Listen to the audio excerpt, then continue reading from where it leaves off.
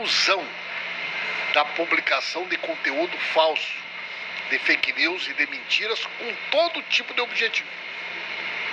Desde o objetivo de promover golpes de arrecadação, até mesmo com o objetivo político de prejudicar a ação das autoridades, até mesmo no momento do resgate. Esse tema hoje é um tema inadiável, tá? E eu acredito que vai ser um grande avanço que nós teremos e mais um legado para o Brasil de nós introduzirmos o tema da integridade da informação na pauta do G20 nessa resolução.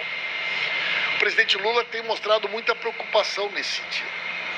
E eu acredito que nós, em função de tudo isso que está acontecendo, não podemos mais adiar o tema no Congresso Nacional. Agora, esse não é um tema que diz respeito só ao governo.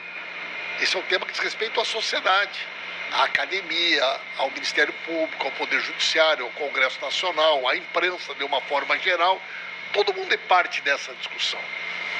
Então, a necessidade de uma regulação que possa estabelecer limites a partir daquilo que estabelece a nossa Constituição, que não permita que isso possa interferir num ambiente de liberdade de expressão, de censura, mas que ao mesmo tempo resguarde os interesses individuais de cada cidadão e os interesses difusos da sociedade, como os temas da democracia, do meio ambiente e assim por diante, é fundamental.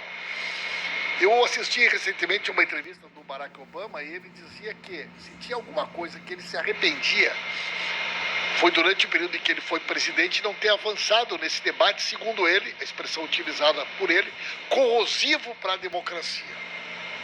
Se a gente olhar esse episódio desta semana, nós vamos ver que o criminoso que atentou contra os ministros do Supremo Tribunal Federal tinha usado as suas redes sociais. E é mais do que isso, é muito provável que a gente consiga identificar grupos do quais ele fazia parte, que são grupos extremistas, que defendem a violência, o ódio, a intolerância, como forma de disputa de ideias na sociedade. É preciso que exista, né, uma regra. É preciso que exista alguma forma que a gente possa coibir isso. Existem questões que são questões de natureza cultural. O tema da educação midiática, as pessoas aprenderem a conviver com essa nova realidade, a presença desse tema na formação dos alunos, nas escolas. A juventude sem dúvida alguma, e a gente brinca, né, quer dizer, nós temos aí uma turma como eu, que nasceu no mundo analógico, né, que está fazendo uma transição. Nós temos uma turma que já nasceu na transição e já temos uma outra geração totalmente digital. São culturas, são formas de comportamento, formas de comunicação, de ver o mundo, que vão cada vez mais se deparar com tudo isso que é esse novo cenário mundial. E aí, tu traz uma questão importante, que é a integridade da informação. E a integridade da informação tem a ver com o quê também? Com fontes confiáveis. Porque qual é a grande dificuldade que nós temos hoje? É que muitas vezes as pessoas, elas acabam recebendo uma informação e mais do que isso, elas acabam multiplicando, impulsionando essa informação que nem elas sabem a origem. Então hoje você acaba tendo na sociedade uma relação assimétrica em que a gente fala na tia do Zap, né? Quer dizer, você recebe uma informação sem fonte, sem pé nem cabeça pelo WhatsApp e as pessoas multiplicam aquilo de forma frenética e em poucas horas, às vezes, um determinado tema ganha uma relevância sem que exista qualquer base científica, qualquer elemento da vida real que dê veracidade ou concretude para aquilo.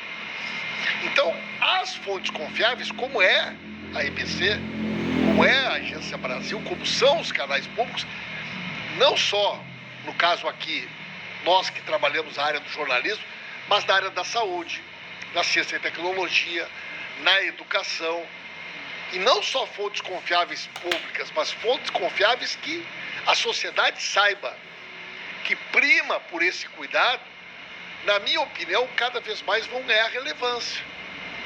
Porque na medida que a gente vai avançando do ponto de vista do comportamento, eu acredito que as pessoas vão cada vez mais buscar, checar uma determinada informação que elas recebem. E se isso, de uma forma geral, já é grave, imaginem vocês quando a gente trata de questões sanitárias, como questões de saúde pública, como questões de violência, golpes cada vez mais frequentes na internet, golpes, né? Todos os dias a gente sabe da quantidade de pessoas que são vítimas de golpes virtuais, de dinheiro sendo retirado de contas, de informações pessoais sendo roubadas das pessoas. Então isso vai também fazer com que esses mecanismos possam ir avançando e esses aspectos a respeito da integridade vão tomando forma em cada país e também com a construção de protocolos internacionais que possam ir criando esses mecanismos democráticos de proteção. E aqui nós podemos dar um salto no sentido de criar, né, uma política, quer dizer, um fundo que tenha por finalidade tratar especificamente da integridade da informação na questão climática. Que, como nós já fizemos referência anteriormente, é um dos aspectos hoje mais vulneráveis à circulação da desinformação e que tem no Brasil hoje um dos principais protagonistas que propõe, que defende, que constrói alternativas para que a sociedade, de uma forma geral, fique mais protegida e encontre mecanismos para estudar, para desenvolver políticas públicas, para pensar na educação midiática, para ver formas de produção de conteúdo para se contrapor, né, a tudo isso que a gente está falando aqui como desinformação, fake news, né, e que são, sem dúvida alguma, aspectos muito importantes para que a gente possa discutir a questão da democracia e a questão das redes hoje em todo o mundo.